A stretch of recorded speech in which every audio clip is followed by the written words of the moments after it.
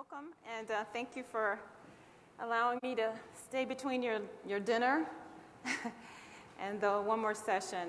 Today I'm going to talk a little bit about moving from proprietary software to open source software. So I think you know a little bit about me, so I'll just say a couple of things very briefly. I am a very new employee. I think today is my second day here. I am from North Carolina, so I live on the East Coast, so I'm a little sleepy at the time. So if I misspeak or anything like that, please correct me as I go through the presentation.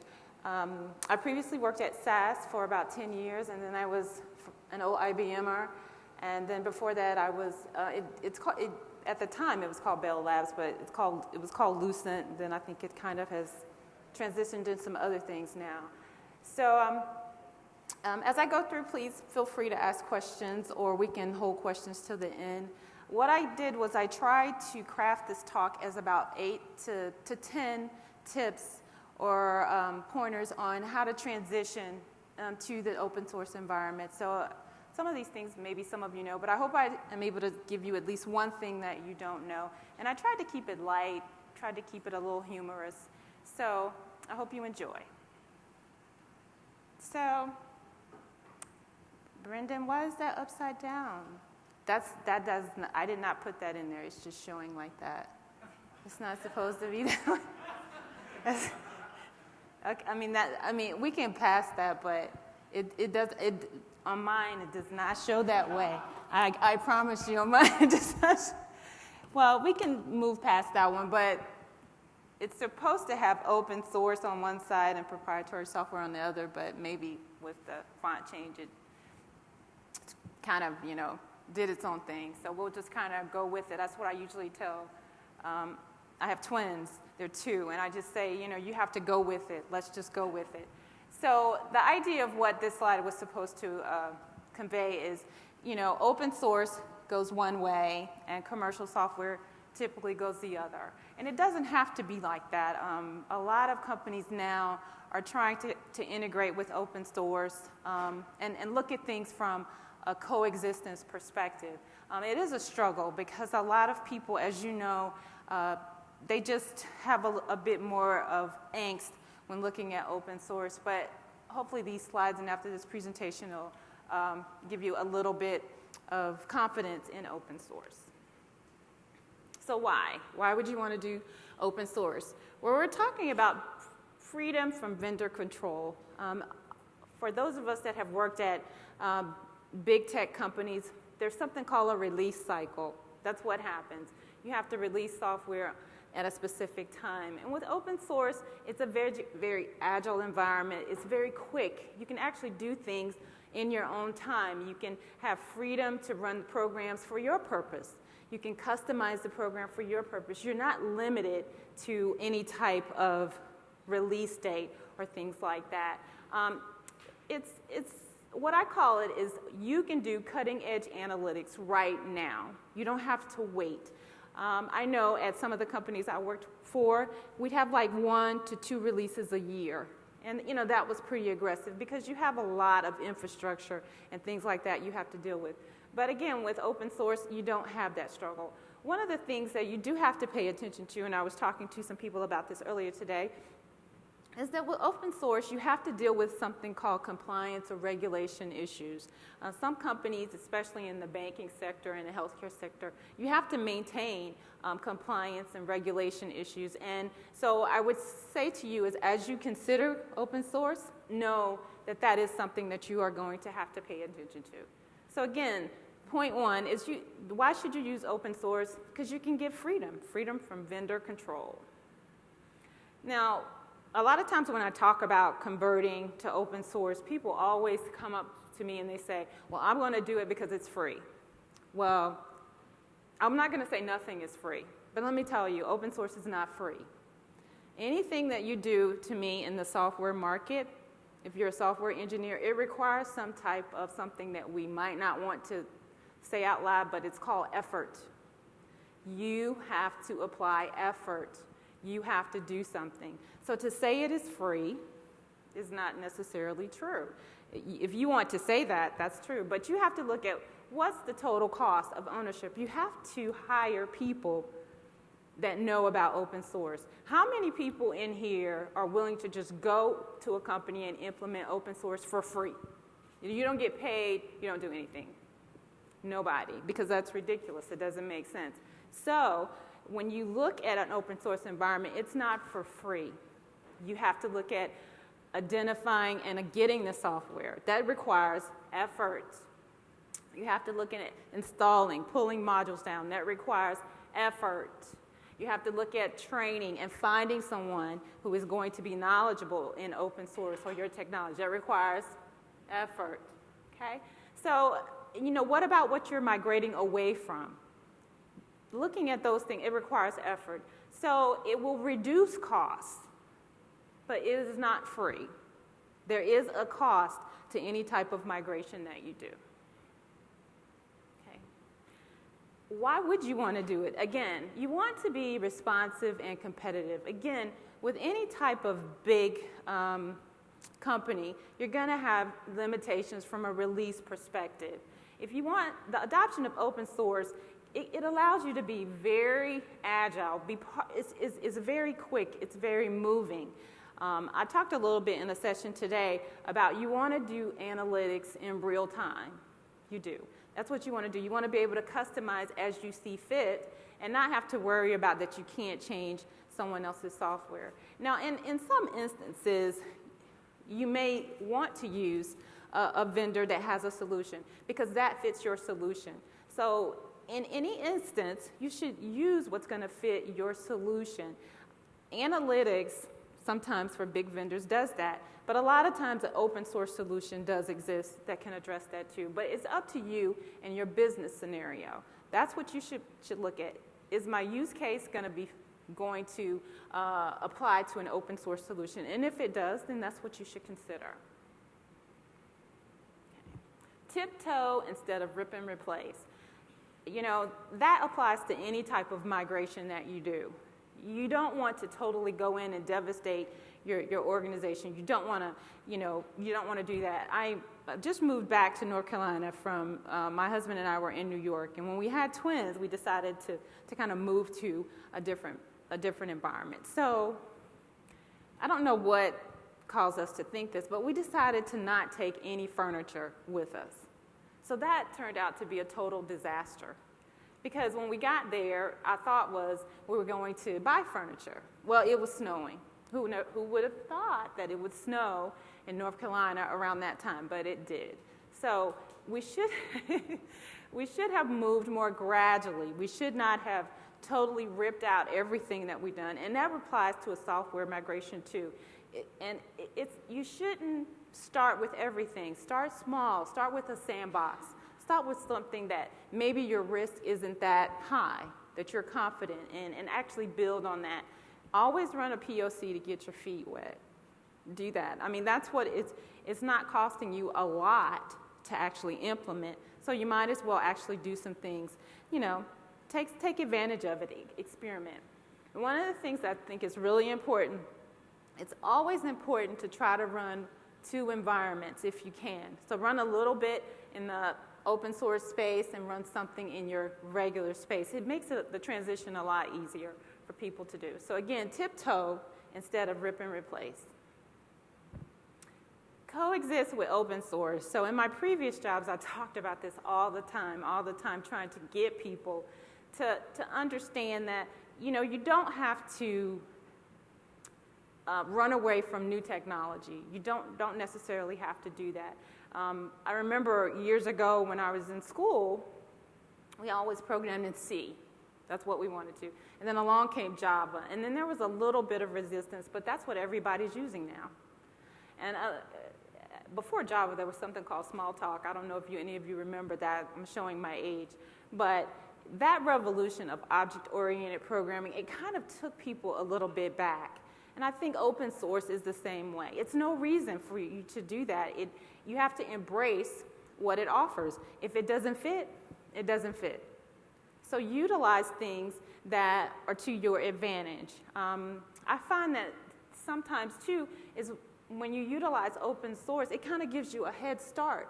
to something that someone has already done. So you don't have to recreate the wheel. You don't have to create the new world all the time.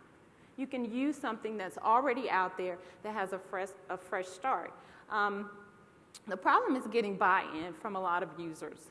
They're a little critical. I think sometimes we think that we want to maintain all creative control. We want to do things ourselves, that we are the experts.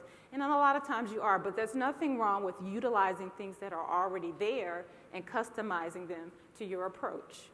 So I think that is really something critical, and it helps in your cost savings.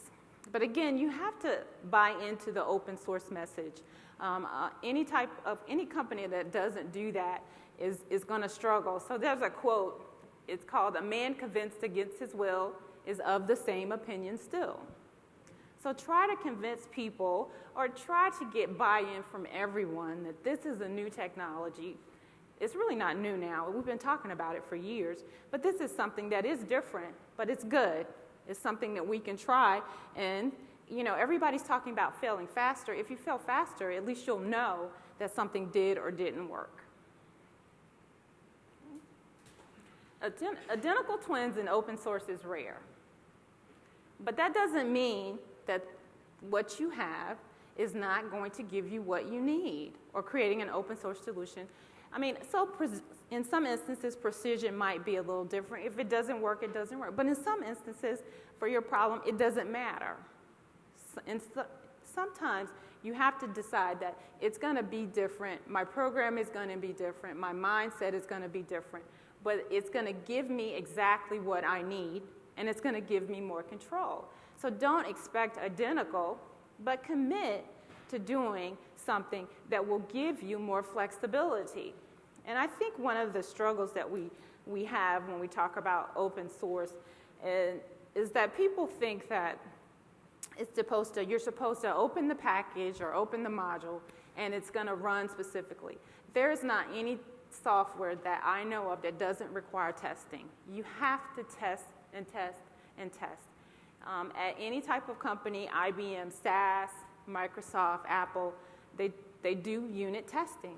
They test the software. So when you're utilizing open source and you are using what you want to believe that you don't have to test it and you don't have to run some type of rigorous quality around it, it doesn't make sense. Yes, you do have to do that.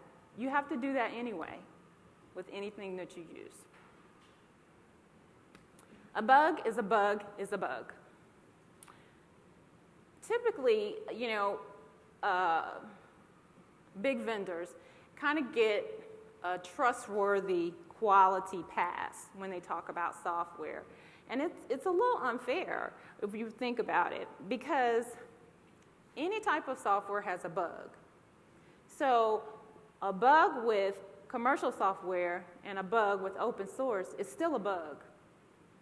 It's still software that has an error. So you're really not, when you think about the process, you're not gaining or losing anything. What you're doing is it's software. Software has bugs, whether it's open source or it's commercial. The idea that they do have a little more rigor when it's a company, I don't know if I agree with that or not. With open source, you have everybody looking at it. You have everybody beating on it. You have people utilizing it in different scenarios. So you kind of get a stress testing in a different way. But just because you do that doesn't mean that you don't have to actually test in your own organization. Everybody has used some type of Microsoft, Apple, your iPhone. All of a sudden it just reboots. It's a bug. That's why they have send feedback. It's a bug. It's a bug, and it's going to be bugs in any type of software that you use. Okay. So my closing comments are, it's important to embrace open source to me. Anything that's going to require you to take back your company and develop at your own pace and customize, it doesn't make sense to not take advantage of that. To give you an advantage, to give you a head start in your development, to redo what others, you don't have to restart. You don't have to recraft anything. I used to do a lot of patents at IBM. And, one of the things that I always tried to look for was what has already been done. And what can I improve upon? It's nothing wrong with being Einstein. It's nothing wrong with that. But sometimes it's easier to improve on what Einstein has done. That's all I'm saying. If you're running a business and you want to be competitive, you want to maintain the advantage, you can't utilize all your time trying to be the creator of the new world. Sometimes it's important to utilize what others already have and customize as you see fit. And when you do that, think about, I think the problem that I would see a lot is that people really don't assess what they need to do. You have to figure out what you want to migrate. You have to figure out what is the problem I want to solve and how can I use open source to do that. You can't just go in and rip and replace every module because that's what you want to do because you save money. You're not going to save money. You're going to create a lot of angst in what you're doing. So you can't do that. You need to take, again, baby steps. I think there's an acronym saying tiptoe through the tulips. That's what you need to do. It's not a big issue. You know, you're going to be moving at leaps and bounds once you migrate to open source anyway. Identify the impact. What things will be interoperating with my open source environment? Are there any third-party software problems that I'm going to have? So as you assess that situation and look at your environment, it's a little bit, I'm not going to say easier, but at least you'll know what you're dealing with. When people don't do this, they don't assess, they don't do this, they have something called a mess.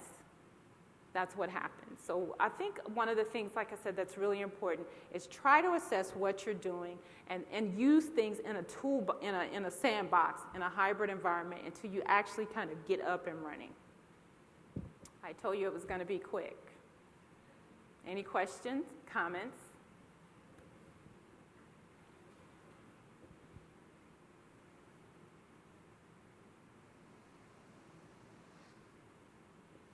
Well, I'm going to put us back. Yes.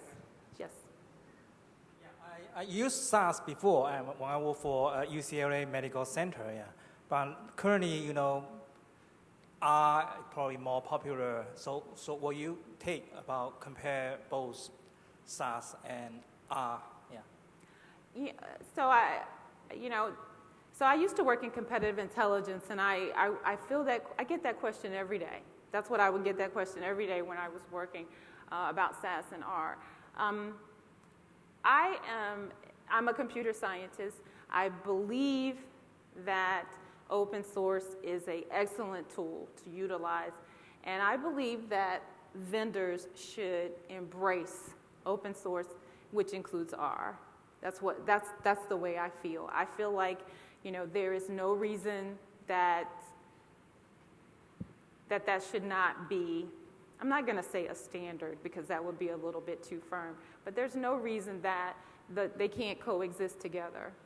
There is no reason. I think that my stance was I was trying to get people to give customers flexibility.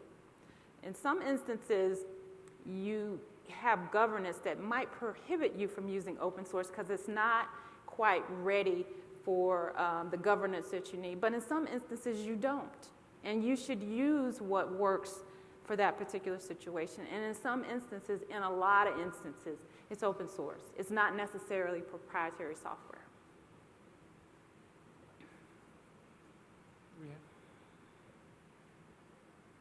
With specific reference to H2O, one of the things I'm seeing is the legacy that enterprises have invested in applications like SaaS. How do you wean them from that and get them onto platforms like H2O? Well, in my experience, I have not had to convince them. They have actually asked that of us. In my experience, from where I worked for, companies are very innovative. They are looking to implement and experiment with open source because of the many advantages that it holds of being able to innovate quickly. So I would say to you, if you want to innovate quickly, if you want to do things that don't require you to be held to 1 or 2 releases a year of a product, there's an issue with, some type of algorithm, you can't really get it fixed because they're not on that cycle that you're on. A lot of customers are actually seeing that. They're very smart. And so they actually are telling me, they're saying, we want to do this, we want to do this, we want to implement with open source.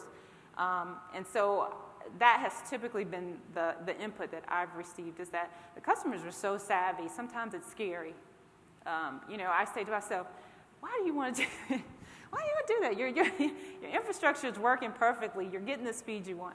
But, everybody's trying to create cost savings and trying to innovate and maintain a competitive advantage in their business. So there's no reason not to trust and be on board with open source. And like I said, most people, almost 80 to 90% of the customers I talked to, they were telling me that that's what they wanted to do. Yeah. Anybody else? Okay. Thank you. All right. Thank you.